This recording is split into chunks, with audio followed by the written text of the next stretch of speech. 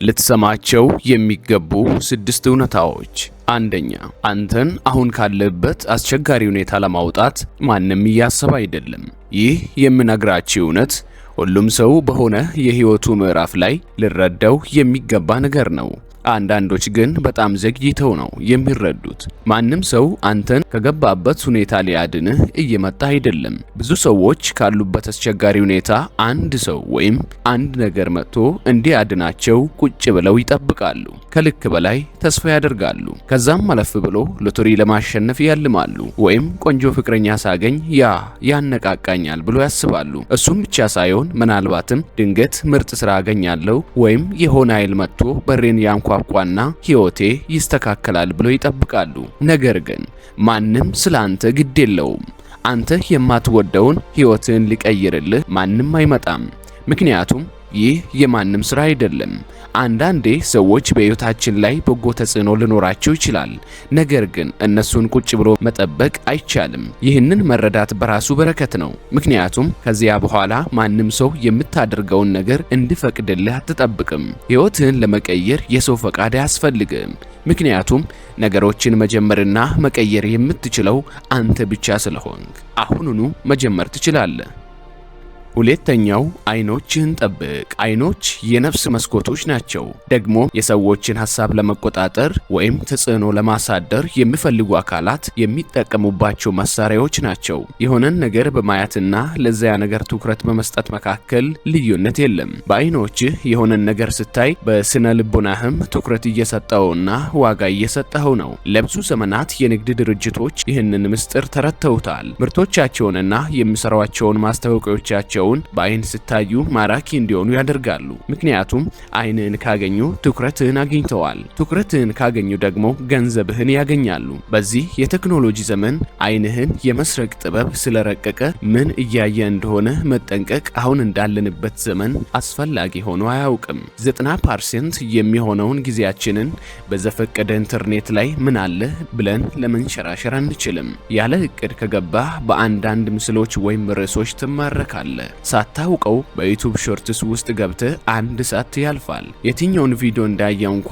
ማስታወስ አትችልም። ትኩረትህ ተዛንፏል፣ ተዘርፏልም ማለት ነው። በተቃራኒው ደግሞ ለአንድ ነገር ትኩረት መስጠት ከፈለክ ያንን ነገር በትኩረት ተመልከተው። አንድ የሳይንስ ባለሙያ አንድሪው ሁበርማን እንደተናገረው ትኩረትህ ከተበታተነ ትኩረት ማድረግ የምትፈልገው ነገር ላይ ለ30 ሴኮንድ በትኩረት አፍጠህ ተመልከት። አይኖችህ ሲያተኩሩ አእምሮ አብሮ ያተኩራል። ስለዚህ አትኩሮትን በማይጠቅሙ ነገሮች ላይ አታባክን። ሶስተኛው፣ ውጤትን ለመቀየር ያለህበትን ሁኔታና ቦታ ቀይር። ሁል ጊዜ ያንኑ አይነት ቪዲዮ እያየህ በዛው ቤት ውስጥ በዛው ከተማ በተመሳሳይ የአየር ሁኔታ ከነዛው ሰዎች ጋር ተመሳሳይ ወሬ እያወራ የተለየ ህይወት እኖራለሁ ብለህ መጠበቅ ሞኝነት ነው። አእምሮ ውስጥ ሁል ጊዜ ያንኑ የድሮ ነገር እየከተብክ እንዴት የተለየ ውጤት ታገኛለህ? ህይወትህ መጥፎ ነው ማለት አይደለም። አንዳንዶች በለመዱት ህይወት ውስጥ ሰላምና ምቾት ያገኛሉ።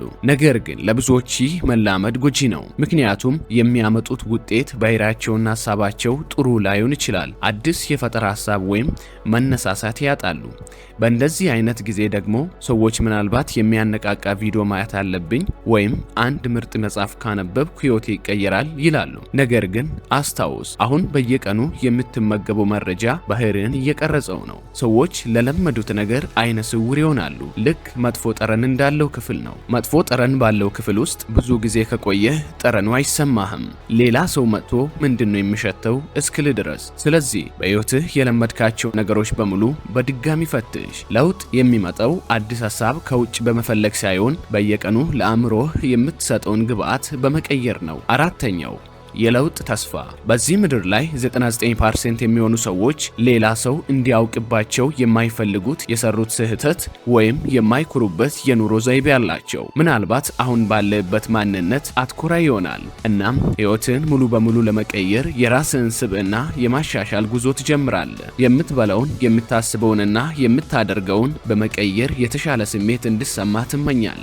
ይህን ማድረግህ በጣም ጥሩ ነገር ነው። ምክንያቱም ምንም ማድረግ ባትችል ኖሮ ህይወት ተስፋ አስቆራጭ ትሆን ነበር። ነገር ግን እዚህ ጋር አንድ ትልቅ ወጥመድ አለ። ብዙ ሰዎች አሁን ባለሁበት ሁኔታ መጥፎ ሰው ነኝ፣ ስለዚህ አሪፍ ሰውነት ወይም መኪና ሳገኝ በራሴ ተማመናለሁ ሰዎችም ይወዱኛል ብሎ ያስባሉ። እዚህ ጋር ሁለት ችግሮች አሉ። አንደኛው እነዚህን ነገሮች ብታገኙ እንኳ ደስተኛ ላትሆን ትችላለህ። ያ የታወቀ ነገር ነው። ሁለተኛውና ማንም የማይናገረው ችግር ደግሞ በዚህ መንገድ ማሰብህ እነዚያን ነገሮች እንዳታገኝ እንቅፋት ይሆንብሃል። ለምሳሌ ደካማ ነኝ ብለህ ካመንክ የምታደርገው ነገር ሁሉ የደካማ ሰው ስራ ይሆናል እንደማለት ነው። ራሴን እጠላለሁ ካልክ ያንን ጥላቻ ለማሸነፍ ስትል ብቻ ጥቂት እርምጃ ትሄድና ድካም ሲመጣ በራስህ ተስፋ ቆርጠህ ትመለሳለህ። ምክንያቱም የራስህን ክብርና ዋጋ እያወቅህ አይደለም።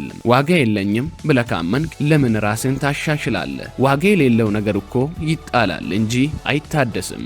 ራስህን ማሻሻል የምትፈልገው የሆነ ቦታ ላይ ዋጋ እንዳለህ ካወቅህ ብቻ ነው። ሁሉም ሰው ስህተት ይሰራል፣ ግን ሁሉም ስህተት ስለሰራ ራሱን አይጠላም።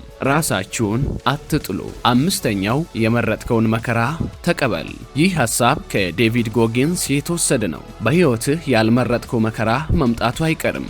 አደጋዎች ይደርሳሉ፣ ነገሮች ይበላሻሉ። ያ ያልመረጥከው መከራ እንዳይሰብርህ ማድረግ የምትችለው ብቸኛው ነገር የመረጥከውን መከራ በየቀኑ መለማመድ ነው። ለከባዱ ቀን ለመዘጋጀት በየቀኑ የሚከብድህን ነገር ሆን ብለህ ስራ። በየቀኑ በራስህ ላይ የምታመጣው ፈተና ነገ ከባድ ነገር ሲመጣ እንድትቋቋመው ያዘጋጅሃል። የህመም ቋንቋን ካለመድክና ኃላፊነትን በፈቃደኝነት መሸከም ካልተለማመድክ ያልጠበቅከው ችግር ሲመጣ በቀላሉ ትሰበራለህ። ይህ ተስፋ ሊያስቆርጥ አይገባም።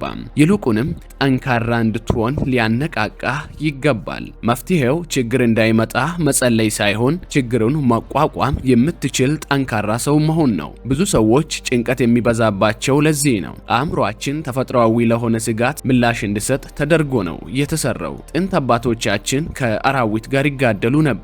አሁን ግን እንደዚህ አይነት ከአውሬ ጋር የመታገል ስጋቱ ከሌለ አእምሯችን ወደፊት ሊመጣ የሚችልን ምናባዊ አደጋ እያሰበ መጨነቅ ይጀምራል። ስለዚህ ጭንቀት ካለብህ ሆን ብለህ እውነተኛ ህመም ወይም ፈተና የሚሰጡን ስራዎች ስራ።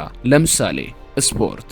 ያ ያጠናክርሃል፣ በራስህ እንድትተማመን ያደርግሃል፣ ለወደፊትም ደግሞ እንድትዘጋጅ ያደርግሃል። ስድስተኛውና የመጨረሻው ንቁ መሆን። በመጨረሻም ልላችሁ የሚፈልገው ነገሮችን ከመጠን በላይ ማሰብ ይብቃ። አስቸጋሪ ነገሮችን ላለመስራት ወደ ኋላ ማለትን አቁሙ። ለእኛ የሚጠቅሙንን የትኛውንም ነገሮች ማድረግ አለብን። በአጭሩ ነገሮችን አታወሳስቡ። ማድረግ ያለባችሁን ነገር አድርጉ።